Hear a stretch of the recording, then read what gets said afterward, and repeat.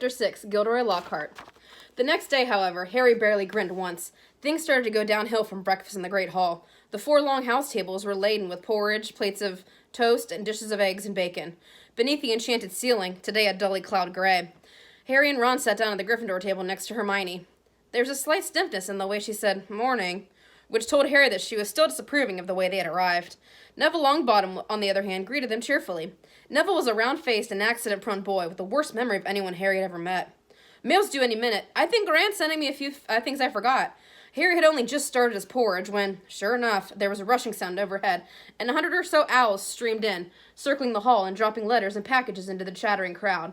A big lumpy package bounced off Neville's head, and a second later, something large and gray fell into Hermione's jug, spraying them all with milk and feathers. "Errol!" said Ron, pulling the owl out by the feet. Errol slumped onto the table, his legs in the air and a damp red envelope in his beak.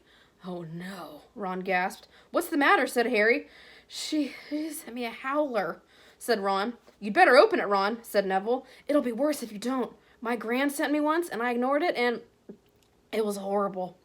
"What's a howler?" Harry said. But Ron's whole attention was fixed on the letter. "Open it," said Neville. "It'll be over in a few minutes." Ron stretched out a shaking hand and eased the envelope from Errol's beak. Harry knew why. In a second. He thought for a moment it had exploded. A roar of sound filled the huge hall, shaking dust from the ceiling. "Stealing the car! I wouldn't have been surprised if they expelled you! You wait till I get a hold of you! I don't suppose you stopped to think what your father and I went through when we saw it was gone!" Mrs. Weasley's yell, 100 times louder than usual, made the plates and spoons rattle on the table and echoed deafeningly off the stone walls. People throughout the hall were swiveled around to see who had received the howler, and Ron sank so low in his chair that only his crimson forehead could be seen. "Letter from Dumbledore last night! I thought your father would die of shame! We didn't bring you up to behave like this! You and Harry could both die!" Harry had been wondering when his name was going to crop up. He tried very hard to look as though he couldn't hear the voice, and that was making his eardrums throb. "Absolutely disgusted! Your father's facing an inquiry at work, and it's entirely your fault, and if you put another toe out of line, we'll bring you straight back home!" A ringing silence fell. The red envelope, which had dropped from Ron's hands, burst into flames and curled into ashes. Harry and Ron sat stunned. A few people laughed, and a babble of talk broke out again. Hermione closed Voyage of the Vampires and looked down at the top of Ron's head. "Well, I don't know what you expected, Ron, but you—" "Don't tell me I deserved it," snapped Ron. Harry, Ron, and Hermione left the castle together, crossed the vegetable patch, and made for the greenhouses, where herbology was taking place. At least the howler had done one good thing. Hermione seemed to think they had now been punished enough, and was being perfectly friendly again. As they neared the greenhouses, they saw the rest of the class standing outside, waiting for Professor Sprout. Harry, Ron, and Hermione had only just joined them when she came striding into view across the lawn, accompanied by Gilderoy Lockhart. Professor Sprout's arms were full of bandages, and with another twinge of guilt, Harry spotted the whomping willow in the distance, several of its branches now in slings. Professor Sprout was a squat little witch who wore a patched hat over her flyaway hair. There was usually a large amount of earth on her clothes, and her fingernails would have made Aunt Petunia faint. Gilderoy Lockhart, however, was immaculate in sweeping robes of turquoise, his golden hair shining under a perfectly positioned turquoise hat with gold trimming. "Oh, hello there," he called, beaming around his assembled students. "I've just been showing Professor Sprout the right way to doctor a whomping willow. But I don't want you running away with the idea that I'm better at herbology than she is. I just happen to have met several of these exotic plants in my travels. Greenhouse 3 today, chaps," said Professor Sprout, who was looking distinctly disgruntled, not at all her usual cheerful self. There was a murmur of interest. They had never been in Greenhouse 3 before. Far more interesting and dangerous plants awaited them. Professor Sprout took a large key from her belt and unlocked the door. Harry caught a whiff of damp earth and fertilizer mingling with the heavy perfume of some giant flowers dangling from the ceiling. "Harry, I've been wanting a word," said Lockhart. "You don't mind if he's a couple minutes late, do you, Professor Sprout?" Judging by Professor Sprout's growl, she did mind, but Lockhart said, "That's the ticket," and closed the greenhouse door in her face. "Harry," said Lockhart. Harry. When I heard, well, of course it was my fault. Could have kicked myself. Gave you a taste for publicity, didn't I?" said Lockhart. "Gave you the bug. You got on the front page of the paper with me, and you couldn't wait to do it again." "Oh, no, Professor. See, Harry. When I was 12, I was just as much of a nobody as you are now. In fact, I'd say I was even more of a nobody. I mean, a few people have heard of you, haven't they? All that business with Hugh who must not be named." He glanced at the lightning scar on Harry's forehead. I know. It's not quite as good as winning Witch Weekly's Most Charming Smile Award 5 times in a row, as I have. But it's a start, Harry. It's a start." He gave Harry a hearty wink and strode off. Harry stood stunned for a few seconds, then, remembering he was supposed to be in the greenhouse, opened the door and slid inside. Professor Sprout was standing behind a trestle bench in the center of the greenhouse. About 20 pairs of different colored earmuffs were lying on the bench. When Harry had taken his place between Ron and Hermione, she said, "We'll be repotting mandrakes today. Now, who can tell me the properties of the mandrake?" To nobody's surprise, Hermione's hand shot in the air. "Mandrake, or mandragora, is a powerful restorative," said Hermione. "It is used to return people who have been transfigured, or cursed to their original state." "Excellent. 10 points to Gryffindor," said Professor Sprout. "The mandrake forms an essential part of most antidotes. It is also, however, dangerous. Who can tell me why?" Hermione's hand narrowly missed Harry's glasses as it shot up again. "The cry of the mandrake is fatal to anybody who hears it," she said promptly. "Precisely. Take another 10 points. Now, the mandrakes we have here are still very young. Everybody take a pair of earmuffs," said Professor Sprout. There was a scramble as everyone tried to seize a pair that wasn't pink and fluffy. "When I tell you to put them on, make sure your ears are completely covered," said Professor Sprout. "When it is safe to remove them, I will give you the thumbs up. Right? Earmuffs on." Harry snapped the earmuffs over his ears. They shut out sound completely. Professor Sprout put the pink fluffy pair over her own ears, rolled up the sleeves of her robe, and pulled hard. Harry let out a gasp of surprise that no one could hear. Instead of roots, a small, muddy, extremely ugly baby popped out of the earth. The leaves were growing right out of his head. He had pale green, mottled skin and was clearly bawling at the top of his lungs. Professor Sprout took a large plant pot from under the table and plunged the mandrake into it, burying him in dark, damp compost until only the tough leaves were visible. Professor Sprout dusted off her hands and gave them all the thumbs up, and removed her own earmuffs. "As our mandrakes are only seedlings, the cries won't kill yet. However, they will knock you out for several hours, and I'm sure none of you want to miss your first day back. Make sure your earmuffs are securely in place while you work. I will attract your attention when it is time to pack up." She gave a sharp slap to a spiky, large, dark red plant as she spoke, making it draw on the long feelers that had inched sneakily over her shoulders. Harry, Ron, and Hermione were joined at their tray by a curly-haired Hufflepuff boy Harry knew only by sight that he had never spoken to. "Justin Fletchley," he said. "You know who you are, of course, famous Harry Potter. And you're Hermione Granger, always on top of everything." Hermione beamed as she had her hand shaken too. "And Ron Weasley, wasn't that your flying car?" Ron Weasley didn't smile. The howler was obviously still in his mind. "That Lockhart's something, isn't he?" "My name was down for Eton, you know. I can't tell you just how glad I am I came here instead. Of course, Mother was slightly disappointed, but since I made her read Lockhart's books, I think she began to see how useful it is to have a fully trained wizard in the family." By the end of class, Harry, like everyone else, was sweaty, aching and covered in dirt. Everyone traipsed back to the castle for a quick wash, and then the Gryffindors hurried off to Transfiguration. Professor McGonagall's classes were always hard work, but today was especially difficult.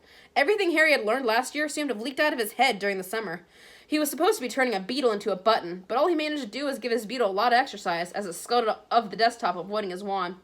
Ron was having far worse problems. He had patched up his wand with some Spello tape, but it seemed to be damaged beyond repair. It kept crackling and sparking at odd moments. Unable to see what he was doing, Ron accidentally squashed his beetle with his elbow and had to ask for a new one. Professor McGonagall was not pleased. Harry was relieved we had to hear the lunch bell. His brain felt like a wrung sponge. Everyone filed out of the classroom except him and Ron, who was whacking his wand furiously on the desk. "Stupid, useless thing! Write home for another one," Harry suggested. "Oh yeah, and get another howler back," said Ron, snuffling that now hissing wand into his bag. "It's your own fault your wand got snapped." They went down to lunch, where Ron's mood was not improved by Hermione showing them the handful of perfect coat buttons she had produced in Transfiguration. "What have we got this afternoon?" said Harry. "Defense against the dark arts," said Hermione. "Why have you outlined all of Lockhart's lessons in little hearts?" Hermione snatched the schedule back, blushing furiously. They finished lunch and went outside into the overcast courtyard. Hermione sat down on a stone step and buried her nose in Voyages with Vampires again. Harry and Ron stood talking about Quidditch for several minutes, before Harry became aware that he was being closely watched. The boy was clutching what looked like an ordinary Muggle camera, and the moment Harry looked at him, he went bright red. "All right, Harry, I'm Colin Creevey," he said. "I'm a Gryffindor, too. Do you think it would be all right if I can have a picture?" he said. "A picture?" said Harry. "So I can prove I met you. I know all about you," Colin said. "Everyone's told me about how you survived you-know-who and tried to kill you, and how you disappeared and everything, and how you've still got a slightly scar on your forehead. And a boy in my dormitory said if I develop film and the right potion, the pictures will move. It's amazing here, isn't it? I never knew all the odd stuff I could do with magic until I got the letter from Hogwarts. My dad's a milkman. He couldn't believe it either, so I'm taking loads of pictures to send home to him. It'd be really good if I had one of you. Maybe your friend could take it so I could stand next to you, and then, you could sign it?" "Signed photos? You're giving out signed photos, Potter?" Loud and scathing, Draco's voice echoed around the courtyard. He had stopped right behind Colin, as he always was at Hogwarts, by his large and thuggish cronies, followed close behind, Crabbe and Goyle. "Everybody line up," Malfoy roared. "Harry Potter's giving out signed photos." "No, I'm not," said Harry. "Shut up, Malfoy." "You're just jealous," piped up Colin. whose entire body was just as thick as Crabbe's neck. Jealous? Said Malfoy. Of what? I don't want a foul scar right across my head, thanks. I don't think your head cut open makes you that special myself. Eat slugs, Malfoy, said Ron. Crabbe stopped laughing and started rubbing his knuckles. Be careful, Weasley. You don't want to start any trouble or your mommy will have to come and take you away from school. He put on a shrill, piercing voice. If you put another toe out of line. A knot of Slytherin fifth years nearby laughed loudly at this. Weasley would like a signed photo, Potter, smirked Malfoy. It'll be worth more than his family's whole house. Ron whipped out a spell-tape wand, but Hermione shut her book with a snap and whispered, Look out! What's all this? What's all this? Gilderoy Lockhart was striding towards them. Who's giving out signed photos? Shouldn't have asked. We meet again, Harry, said Gilderoy Lockhart. Come on then, Mr. Creevey, said Lockhart. A double portrait. Can't do better than that, and we'll both sign it for you. Colin fumbled for his camera and took the picture out as the bell rang behind them. Off you go. Move along there, Lockhart called to the crowd. A word to the wise, Harry, said Lockhart. I covered up for you back there with young Creevey, but if he was picturing me, too, your schoolmates wouldn't think you're setting yourself up so much. Deaf to Harry's stammers, Lockhart swept him into a corridor lined with staring students up to a staircase. Just let me say that handing out signed pictures at this stage of your career isn't sensible. It looks a little big-headed. They had reached Lockhart's classroom, and he let Harry go at last. Harry yanked his robe straight and headed for a seat at the very back of the class. The rest of the class came clattering in. Ron and Hermione sat down on either side of Harry. You could have fried an egg on your face, said Ron. You better hope Creevey doesn't meet Ginny, or they'll be starting a Harry Potter fan club. Shut up, snapped Harry. I don't want to hear Harry Potter fan club again. When the whole class was seated, Lockhart cleared his throat loudly and silence fell. He reached forward, picked up Neville Longbottle's copy of Travel with Trolls, and held it up to show his own winking portrait on the front. Me, Gilderoy Lockhart, Order of Merlin, 3rd class, honorary member of Dark Force Defense League, and 5-time winner of Witches Weekly Most Charming Smile Award. But I don't talk about that. I didn't get rid of the Banshee by smiling at her. He waited for them to laugh. A few people smiled. I see you've all bought a complete set of my books. Well done. I thought we'd start today with a little quiz. Harry looked down at his paper and read, What is Gilderoy Lockhart's favorite color? What is Gilderoy Lockhart's secret ambition? What, in your opinion, is Gilderoy Lockhart's greatest achievement to date? On and on it went for 3 sides of paper, right down to, when is Gilderoy Lockhart's birthday, and what would his ideal gift be? Half an hour later, Lockhart collected the papers. Tut, tut. Hardly any of you remembered that my favorite color is lilac. I say so in Year with the Yeti. I clearly stated in Chapter 12 that my ideal birthday gift would be a harmony between all magic and non-magic peoples, though I wouldn't say no to a large bottle of old fire whiskey. He gave them another wink. But Miss Granger knew my secret ambition is to rid the world of evil and mark my own range of hair care potions. Good girl. In fact, full marks. Where is Miss Hermione Granger? Hermione raised a trembling hand. Excellent. Quite excellent. Take 10 points for Gryffindor. And so to business. Now be warned. It is my job to arm you against the foulest creatures known to wizard kind. You may find yourselves facing your worst fears in this room. Know only to know calm to befall you whilst I'm here. All I ask is that you remain calm. I must ask you not to scream, said Lockhart. It might provoke them. As the whole class held its breath, Lockhart whipped off the cover. Yes! Freshly caught Cornish pixies! Seamus Finnegan couldn't control himself. He let out a snort of laughter that even Lockhart couldn't mistake for a scream of terror. Yes, he smiled at Seamus. Well, they're not very dangerous, are they? Seamus choked. Don't be so sure. Devilish, tricky little bligers they can be. The pixies were electric blue and about 8 inches high, with pointed faces and voices so shrill, it was like listening to a lot of buggles arguing. The moment the cover had been removed, they started jabbering and rocketing about. Right then, Lockhart said. Let's see what you're made of, then. It was pandemonium. The pixies shot in every direction, like rockets. 2 of them seized Neville by the ears and lifted him into the air. Several shot straight through the window. The rest proceeded to wreck the classroom more efficiently than a rampaging rhino. They grabbed ink bottles and sprayed the class with them, shredded books and papers, tore pictures from the walls, upended the wastebasket.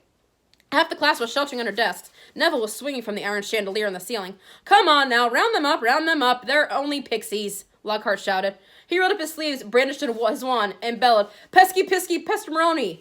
It had absolutely no effect. One of the pixies seized his wand and threw it out the window, too. Lockhart gulped and dived under his own desk, narrowly avoiding Neville, who fell a second later as the chandelier gave way. The bell rang and there was a mad rush towards the exit. In a relative calm that followed, Lockhart straightened up and said, Well, I ask you 3 to just nip the rest of them back into their cage, he told Harry, Ron, and Hermione. Can you believe him? He just wants to give us hands-on experience, said Hermione. Hands-on, said Harry. Hermione, he didn't have a clue what he was doing. Rubbish, said Hermione. You've read his books. Look at all those amazing things he's done.